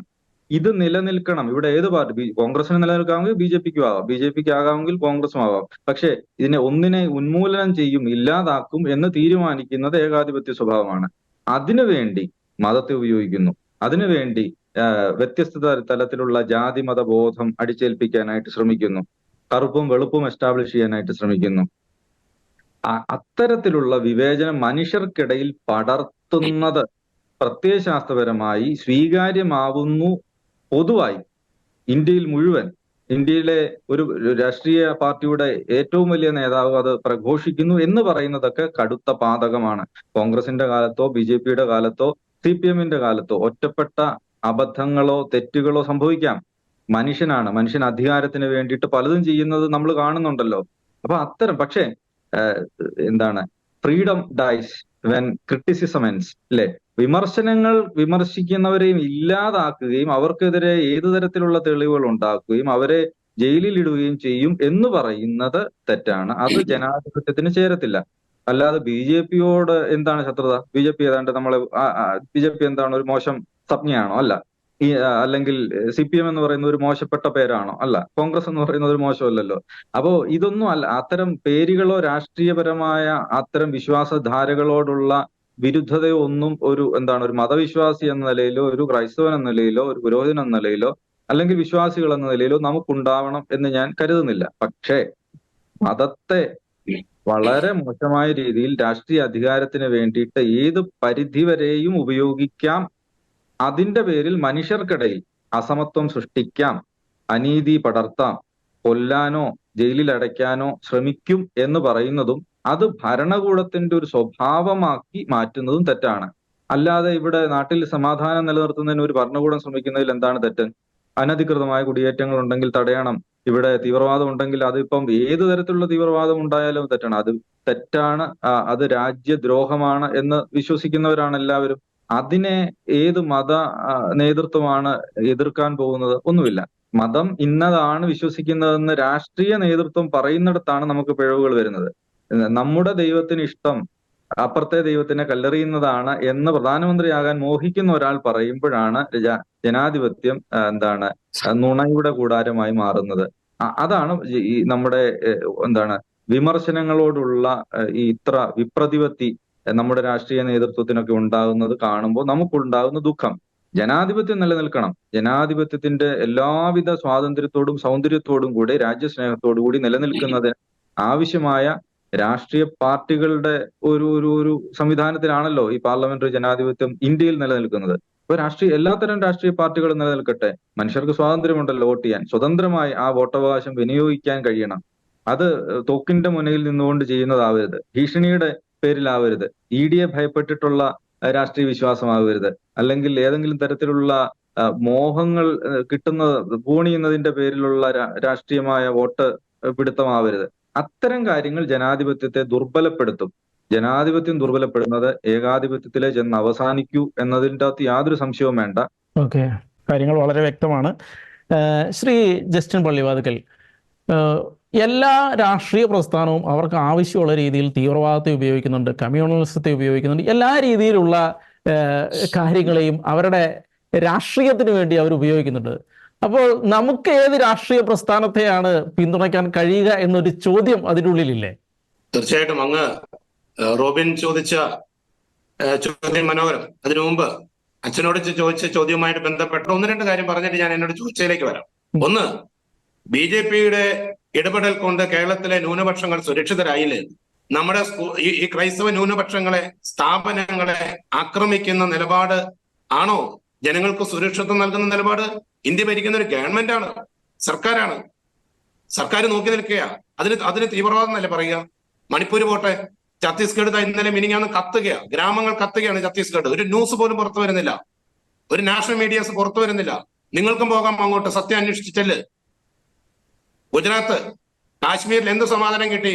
കാശ്മീരിൽ 118 വർഷമായിട്ട് നടന്ന സ്കൂൾ പൂട്ടാൻ ഉത്തരവിട്ട്. എന്തിനാണെന്നറിയോ? ഈ ഗവൺമെന്റ് ഇപ്പം കേന്ദ്ര സർക്കാരിന്റെ നേതൃത്വത്തില് 118 വർഷമായിട്ട് പ്രവർത്തിച്ചുകൊണ്ട് വരുന്ന ഒരു ക്രൈസ്തവ സ്ഥാപനം പൂട്ടാൻ വേണ്ടിയിട്ട് അവിടുത്തെ സ്കൂളിലെ കുട്ടികൾക്ക് ഈ വർഷം എക്സാം പോലും എഴുതാൻ പെർമിഷൻ നിഷേധിക്കപ്പെട്ടിരിക്കുക, നിസ്സാര കാരണങ്ങളുടെ പേരിൽ. ഇത് ഇന്ത്യ മുഴുവനുണ്ട്, ഗുജറാത്തിലുണ്ട്. ഗുജറാത്തിലൊക്കെ എന്ത് സമാധാനമുള്ളത്? നമ്മുടെ ഗുജറാത്തിലൊക്കെ ക്രൈസ്തവ ന്യൂനപക്ഷങ്ങൾ, ഞാനൊരു ക്രിസ്തു വിശ്വാസിയാണ്, എനിക്ക് അഭിമാനത്തോട് പറയാം, ക്രൈസ്തവ വിശ്വാസികൾ നടത്തുന്ന സ്ഥാപനങ്ങളുടെ മുമ്പിൽ പോയി മതില് പൊളിച്ച് ഈ നാടൊക്കെ നിങ്ങൾ കയ്യേറിയതാണ് എന്ന് പറഞ്ഞ സ്കൂളുകളുടെ മുറ്റത്ത് വിഗ്രഹങ്ങൾ, സരസ്വതി ദേവിയുടെയും മറ്റും വിഗ്രഹങ്ങൾ സ്ഥാപിച്ച് പൂജകൾ നടത്തി അവിടെ എല്ലാ ദിവസവും വരുന്ന കുട്ടികളെ പൂജിക്കാൻ പറഞ്ഞ് ഈ സ്ഥാപനം വിട്ട് നിങ്ങൾ 2030 മുമ്പ് വിട്ടു പോകാനൊക്കെ പറയുന്നതാണോ നൽകുന്ന സുരക്ഷിതത്വം? അതും വേണ്ട.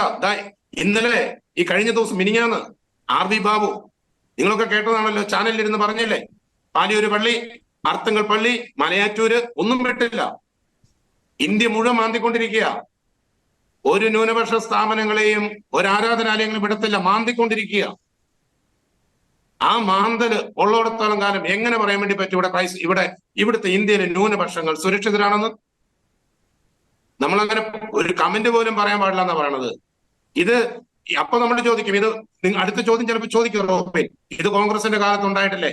ജനതാ പാർട്ടിയുടെ കാലത്ത് ഉണ്ടായിട്ടില്ല? ഉണ്ടായിട്ടുണ്ട്, ഓരോ കാലഘട്ടത്തിലും ഉണ്ടായിട്ടുണ്ട്. ഉണ്ടായിരിക്കുന്ന കാലഘട്ടത്തിലൊക്കെ അതിനെ അടിച്ചമർത്തേണ്ട സർക്കാരുകൾ നിശബ്ദമായപ്പോഴാണ് ഇതൊക്കെ കൈവിട്ടു പോയിരിക്കുന്നത്. ഇവിടെ അടിച്ചമർത്തേണ്ട സർക്കാർ അടിച്ചമർത്താതെ കൂട്ടുനിൽക്കുമ്പോൾ ആ കൂട്ടുനിൽക്കുന്നതിനെ ഹൃദയത്തോട് ചേർത്ത് പിടിക്കാൻ ഇന്ത്യയിലെ ജനാധിപത്യ വിശ്വാസികൾക്ക് പറ്റത്തില്ല, ഭരണഘടനയെ സ്നേഹിക്കുന്നവർക്ക് പറ്റത്തില്ല.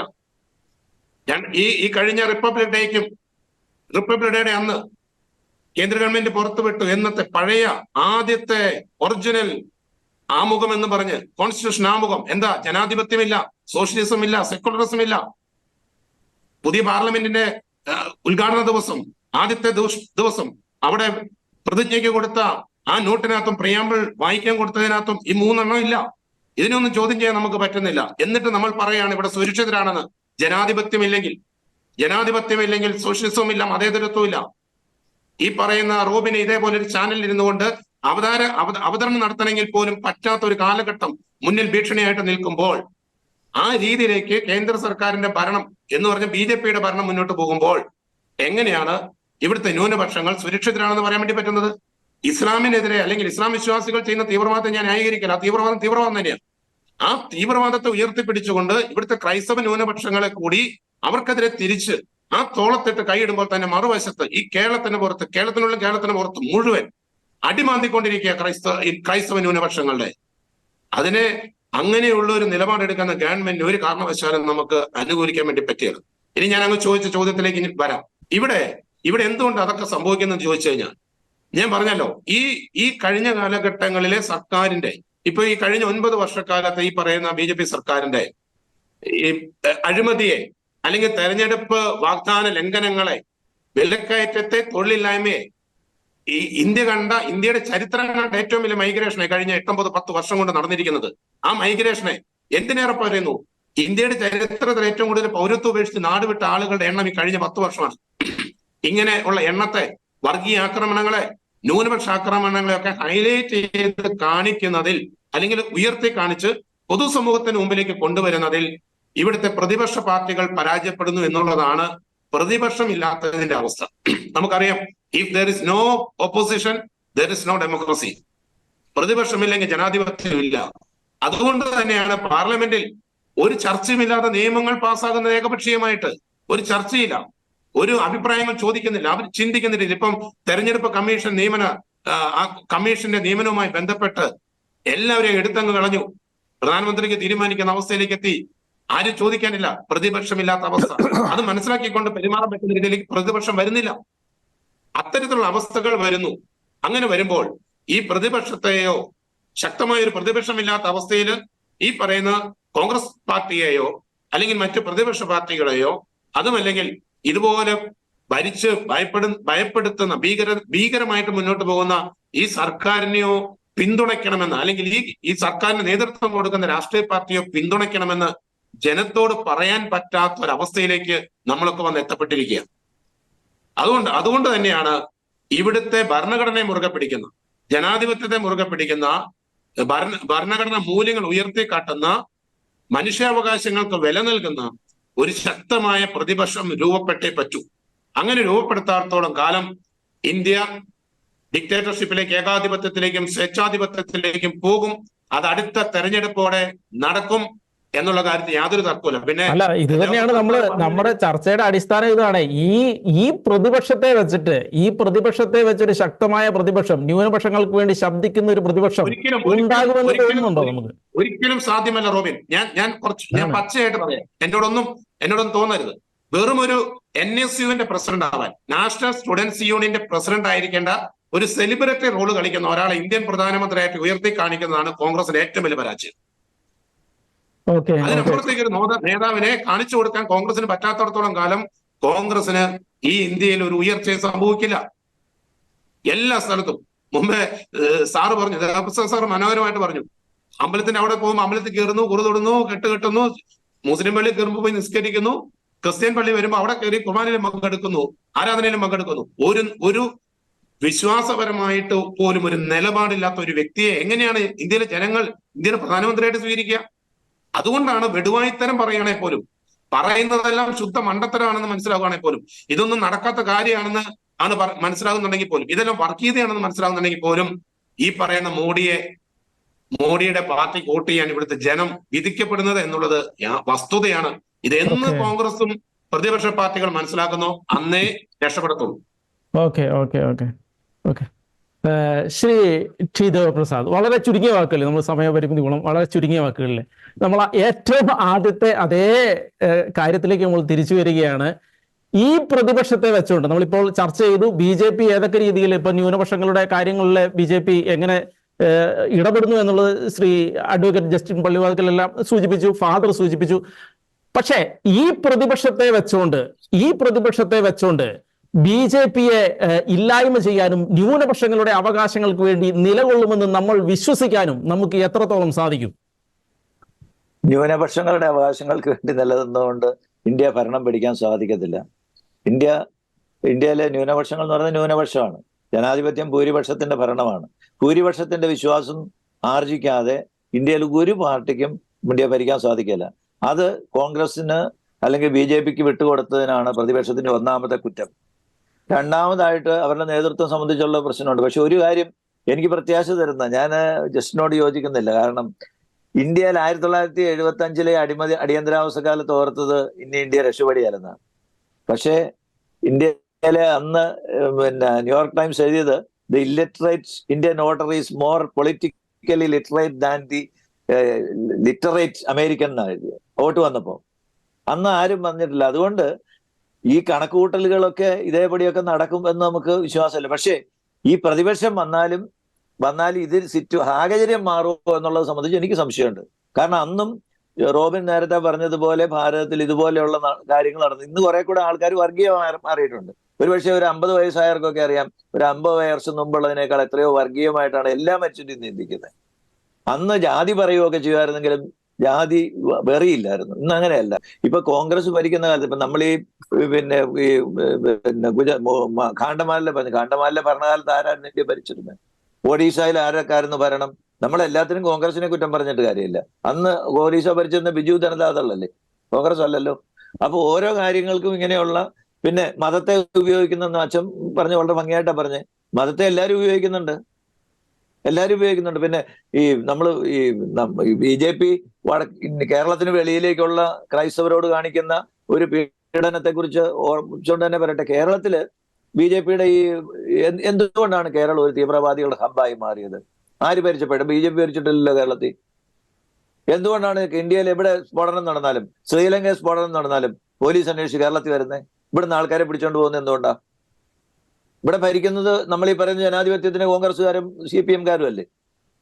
ഇവിടെ നിന്ന് എന്തുകൊണ്ടാണ് ഇങ്ങനെ പോകുന്നത്? ഇവിടെ എന്തുകൊണ്ടാണ് ഇങ്ങനെ ഒരു വളരെ സന്തോഷമായിട്ട് അവർക്ക് ജീവിക്കാൻ സാധിക്കുന്ന ഒരു സാഹചര്യം ഉള്ളത്? നമ്മൾ ഈ പറയുന്ന ജനാധിപത്യത്തിൽ പുലർത്തേണ്ട ഒരു ജാഗ്രത, നമ്മൾ ഈ ജനാധിപത്യത്തിൽ വിശ്വസിക്കുന്നെന്ന് പറയുന്ന പാർട്ടിക്കാർ വിശ്വസിച്ചില്ല എന്നുള്ള. പക്ഷേ നമുക്കൊരു ഓൾട്ടർനേറ്റീവ് ഇല്ല. ഓൾട്ടർനേറ്റീവ് ഇല്ലെന്ന് പറഞ്ഞാൽ ഒന്നുകിൽ BJP അല്ലെങ്കിൽ മറ്റൊരു വരണം. എന്റെ പ്രതീക്ഷ, ഞാൻ തുടക്കത്തിൽ തന്നെ പറഞ്ഞതാണ്, പ്രതിപക്ഷം ഇല്ല എന്നൊന്നും പറയണ്ട. ഇന്ന് ഈ BJP-യുടെ നില അവര് അവകാശപ്പെടുന്നില്ല. അതൊരു നേതാവ് ഇങ്ങനെയൊക്കെ പറയണം, രാഷ്ട്രീയക്കാരനാണ്. അവരവകാശപ്പെടുന്ന പോലെ അത്ര ഭദ്രമൊന്നുമല്ല. നമുക്ക് കാണാം തെരഞ്ഞെടുപ്പിൽ വോട്ടർമാർ എങ്ങനെ ചെയ്യുമെന്നുള്ളതിനെ സംബന്ധിച്ച് നമ്മൾ ഇപ്പോഴേ പ്രവചിക്കണമെന്നില്ല. പക്ഷേ ഈ വോട്ടിനെ സ്വാധീനിക്കുന്ന മേഖലകളിലെല്ലാം കോൺഗ്രസ് അത്ര ദയനീയമായിട്ട് പോയിട്ടൊന്നുമില്ല ഇതുവരെ. അതുകൊണ്ട് അതിനനുസരിച്ചുള്ള ഒരു മാറ്റം ഇന്ത്യയിൽ വരാൻ സാധിക്കും. പക്ഷെ കോൺഗ്രസിന് അതിനനുസരിച്ച് വന്നാലും കോൺഗ്രസിന് അതിനനുസരിച്ച് അവസരത്തിനൊത്ത് ഉയരാൻ സാധിക്കുമോ, ആ ഭരണം മുമ്പോട്ട് കിട്ടിയാൽ കൊണ്ടുപോകാൻ സാധിക്കുമോ എന്നുള്ളതൊക്കെ സംബന്ധിച്ച് നമുക്ക് സംശയങ്ങളുണ്ട്. പക്ഷെ എങ്കിലും ഒരു ചേഞ്ച് ഓഫ് ഗവൺമെന്റ് സംഭവിക്കാൻ മേലായി ഒന്നും ഇപ്പോഴും ഇന്ത്യയിലില്ല. ഇവർ ഈ പറയുന്ന, പക്ഷെ BJP-യുടെ പൊസിഷൻ വളരെ ക്ലിയർ. ജസ്റ്റിൻ പറഞ്ഞ പോലെ ഇതൊക്കെയാണെങ്കിലും ഈ മോദിയോട് ഒരു അദ്ദേഹത്തിന്റെ സംസാര രീതിയോട്, കാര്യങ്ങൾ പറയുന്നതിനോടൊക്കെ ഒരു ബഹുമാനം സാധാരണക്കാർ. പിന്നെ അദ്ദേഹം ഹിന്ദു വർഗീയത അദ്ദേഹം ശരിക്കും ഉപയോഗിക്കുന്നുണ്ട്. ഇന്ത്യയിലെ ഏറ്റവും വലിയ ഇപ്പോഴും അവർ തന്നെയല്ലേ 80%, അവരിൽ 80 ഒരു 70% അവരുണ്ട്. അതിനകത്തൊരു നല്ല ശതമാനം അവരെ സപ്പോർട്ട് ചെയ്താൽ. ഇപ്പൊ UP മുഴുവൻ ഇപ്പൊ രാമക്ഷേത്രമൊക്കെ കഴിഞ്ഞതോടെ എത്ര പേരൂടെ ഇനി അതിനകത്ത് വരുമെന്ന് നമുക്ക് പറയാൻ പറ്റത്തില്ല. അങ്ങനെയാണ് രാജ്യത്തിന്റെ കിടപ്പ്. പക്ഷേ അതിനൊരു നിയന്ത്രണം ഉണ്ടാക്കാൻ, അല്ലെങ്കിൽ ഇതിന്റെ പേര് നടക്കുന്ന, ഇപ്പം നമ്മൾ ഈ പറയുന്ന പീഡനങ്ങളൊക്കെ നടക്കുന്നു. ഛത്തീസ്ഗഡിൽ കോൺഗ്രസ് ഭരിച്ചപ്പോഴും ഇത് തന്നെയാണ് നടന്നിരുന്നത്. ജസ്റ്റിന് ഓർക്കുന്നുണ്ടാവും. ഛത്തീസ്ഗഡിൽ നിന്ന് കോൺഗ്രസ് മാറിയിട്ട് കുറച്ചു കാലേ ആയുള്ളൂ. അന്ന് ഇതിലും കഷ്ടമായിട്ടാണ് നടന്നത്. അപ്പൊ ഇവരൊക്കെ ഈ എന്തുകൊണ്ട് ഈ പറയുന്ന ഇവർ ഈ ആണയിട്ട് പറയുന്ന ഈ ജനാധിപത്യം അല്ലെങ്കിൽ ഈ മതേതരത്വം അതിനുവേണ്ടി നിൽക്കാൻ അവർക്ക് സാധിക്കുന്നില്ല. ഇന്നിപ്പം നമുക്കറിയാം, ഭരണകക്ഷി ചെയ്തു, അല്ലെങ്കിൽ അവിടുത്തെ കോൺഗ്രസ്സുകാർക്ക്, അല്ലെങ്കിൽ ഇപ്പൊ മധ്യപ്രദേശിലും അല്ലെങ്കിൽ ഛത്തീസ്ഗഡിലും ഈ ആക്രമണങ്ങൾ നടക്കുന്ന സ്ഥലത്തെ കോൺഗ്രസ്സുകാർക്ക്, നമ്മൾ കോൺഗ്രസ്സുകാർ നല്ലവരാന്നിരിക്കട്ടെ, എന്തുകൊണ്ട് അവർക്കിന്ന് അതിനെതിരെ പറയാൻ സാധിക്കുന്നില്ല? അവർ പറഞ്ഞാലല്ലേ മറ്റവർക്ക് എന്തെങ്കിലും ഒരു ഞങ്ങൾ ചെയ്യുന്നതിനെ കുറിച്ച് ഒരു സെക്കൻഡ് തോട്ടെങ്കിലും വരുള്ളൂ. ഈ പറയുന്നവരാരും ഇവരെ ആരെയും സംരക്ഷിക്കാൻ ശ്രമിക്കുന്നില്ല എന്നുള്ളതാണ് യാഥാർത്ഥ്യം. ആ ഒരു സാമൂഹിക യാഥാർത്ഥ്യമുണ്ട്. പക്ഷെ ഇതൊക്കെയാണെങ്കിലും ജനാധിപത്യത്തിൽ ചേഞ്ച് ഓഫ് ഗവൺമെന്റ്, ഒരു 5 വർഷത്തിലൊരിക്കൽ ഭരണം മാറുന്നത് നാടിന് വളരെ നല്ലതാണ് എന്ന് നമുക്കറിയാം. 2 വർഷം 2 ടേമായി BJP. കേരളത്തിൽ 2ാമത്തെ ടേം വന്നതിന്റെ ഒരു ബുദ്ധിമുട്ട് ഇപ്പൊ അനുഭവിച്ചുകൊണ്ടിരിക്കുകയാണ് കേരളം. അപ്പോൾ അതുകൊണ്ട് ഈ ഒരു ഭരണമാറ്റം ഉണ്ടാകാൻ പാടില്ലായകയില്ല. അതിന് ഇപ്പോഴത്തേതിൽ ഒന്നും വ്യത്യസ്തമായിട്ട് ഈ പ്രതിപക്ഷം ഒന്നിക്കൊന്നും കരുതണ്ട. ഓരോ സംസ്ഥാനത്തും അവർക്ക് വേണ്ട രീതിയിൽ പ്രവർത്തിക്കാനാവും ആ പ്രതിപക്ഷം കരുതുക. അവർക്ക് കൂടുതൽ സീറ്റ് കിട്ടാനായിരിക്കും ശ്രമിക്കുക. അങ്ങനെ ശ്രമിക്കട്ടെ. എന്നിട്ട് BJP ഒരു കേന്ദ്രത്തിൽ, നമ്മളിപ്പോൾ അച്ഛൻ പറഞ്ഞ പോലെ നമുക്കിപ്പോൾ BJP-യോട് തന്നെ പടക്കം, അല്ലെ കോൺഗ്രസിനോട് തന്നെ പടക്കം, ആര് അധികാരത്തിൽ വന്നാലും ഇവിടുത്തെ സമഭാവന, ഇവിടുത്തെ എല്ലാ പൗരന്മാർക്കും ഇഷ്ടമുള്ള മതത്തെ വിശ്വസിക്കാനും അതനുസരിക്കാനുള്ള ഒരു സ്വാതന്ത്ര്യം, മതസ്വാതന്ത്ര്യം തരുന്ന, അഭിപ്രായ സ്വാതന്ത്ര്യം തരുന്ന ഒരു സർക്കാർ ഇവിടെ ഉണ്ടാവട്ടെ. അതിന് തടസ്സമായി നിൽക്കുന്നതിന് എല്ലാവരും ഒന്നിക്കട്ടെ. നമ്മൾ ഈ പറയേണ്ട അടിയന്തരാവസ്ഥക്കെതിരെ ഏറ്റവും വലിയ സമരം ചെയ്തവരാ BJP-ക്കാര് അല്ലേ? അന്ന് ഈ വാജ്പേയിയുടെയൊക്കെ പാർലമെന്റിലെ പ്രസംഗങ്ങളൊക്കെ നമ്മൾ ഇനിയെങ്കിലും എടുത്ത് വായിക്കണം. ഇവരക്കാരും വായിക്കല്ല. അല്ലെങ്കിൽ വെങ്കയ്യ നായിഡു ഒക്കെ ആന്ധ്രാപ്രദേശിൽ എന്തുമാത്രം പോരാട്ടം നടത്തിയിട്ടുണ്ട് അടിയന്തരാവസ്ഥ കാലത്ത്. അല്ലെങ്കിൽ കോൺഗ്രസ് ഗവർണറെ ഉപയോഗിച്ച് അവിടുത്തെ മുഖ്യമന്ത്രിയെ മറിച്ചിട്ടപ്പം എന്തറിയാം സമരം ചെയ്ത ആളാ വെങ്കയ്യ നായിഡു. അപ്പോ ഇവരെല്ലാം പ്രതിപക്ഷത്തിരിക്കുമ്പോൾ ഒരു നിലപാടും ഭരണപക്ഷത്തിരിക്കുമ്പോൾ ഒരു നിലപാടുമാണ് ഞാൻ കണ്ടിരിക്കുന്നത്. പിന്നെ എല്ലാവരും ഇരുന്നപ്പം വർഗീയത വളർന്നു പോകുന്നു സമൂഹത്തിൽ എന്നുള്ളൊരു അപകടകരമായ പ്രവണതയുണ്ട്. അതിന് കാരണം എല്ലാവരിലും ഉണ്ട്. ഭൂരിപക്ഷ സമൂഹത്തെ മാത്രമല്ല, ഞാൻ ഇന്ത്യയിലെ ഹിന്ദു സമൂഹത്തെ വലിയ ബഹുമാനിക്കുന്ന ഒരാളാണ്. കാരണം ഇതുപോലെ ആദരവോടെ സമഭാവനയോടെ മറ്റു മതങ്ങളെ സ്വീകരിച്ച ഒരു സമൂഹം വേറെ ലോകത്തധികം കാണുകയില്ല. പക്ഷെ അവരിലൊരു നല്ല പങ്ക് ഇന്ന് വർഗീയമായി പോയിട്ടുണ്ടെങ്കിൽ അതിന് ന്യൂനപക്ഷങ്ങൾ, ഞാനിപ്പോൾ ഇതിനകത്ത് ആരെയും മാറ്റി നിർത്തുന്നില്ല. ക്രിസ്ത്യാനികളും മുസ്ലിമുകളും അടങ്ങുന്ന ന്യൂനപക്ഷങ്ങൾ ചിന്തിക്കണം, ഞങ്ങൾ എന്തെങ്കിലുമൊക്കെ ചെയ്തിട്ടുണ്ടോ എന്ന് കണ്ടുപിടിക്കാൻ സാധിക്കും. ഇങ്ങനെ ഉള്ള ഈ തെറ്റുകൾ തിരുത്താൻ ന്യൂനപക്ഷങ്ങളും തയ്യാറാണ്. അതിനെക്കുറിച്ചൊക്കെ ആന്റണി ഒരിക്കൽ മുഖ്യമന്ത്രിയായിരുന്ന 2001 പറഞ്ഞ അദ്ദേഹത്തിനെതിരെ എന്തൊരു ചന്ദ്രഹാസാണ് കേരളത്തിൽ മുഴക്കിയെന്ന്, ആന്റണി മൃദുഹിന്ദുത്വം ഇങ്ങനെയൊക്കെ പറഞ്ഞ് ആന്റണിയെ കുറ്റപ്പെടുത്തി. കോൺഗ്രസിന്റെ ലൈൻ ഭൂരിപക്ഷ സമൂഹത്തെ കൂട്ടിപ്പിടിച്ചുകൊണ്ട് ന്യൂനപക്ഷങ്ങളെയും കൂടെ സംരക്ഷിക്കുന്ന രീതിയിൽ കോൺഗ്രസ് വന്നാൽ ഏറ്റവും നല്ലതായിരിക്കും. അങ്ങനെ ഒരു പാർട്ടിക്ക് ഈ ഭാരതത്തിൽ ഭരിക്കാൻ സാധിക്കുള്ളൂ എന്നൊരു ബോധ്യം വന്നാൽ BJPക്ക് വേറെ ഓപ്ഷൻസ് ഉണ്ടാവില്ല. ഇന്ത്യൻ ജനാധിപത്യത്തെ കുറിച്ച് നമുക്ക് ഭയപ്പെടാത്ത ഒരു സാഹചര്യം 2024 തെരഞ്ഞെടുപ്പിന് ശേഷം നമുക്ക് കിട്ടും എന്നാണ് എന്റെ പ്രതീക്ഷ. Okay, thank you. കാര്യങ്ങൾ വളരെ വ്യക്തമാണ്.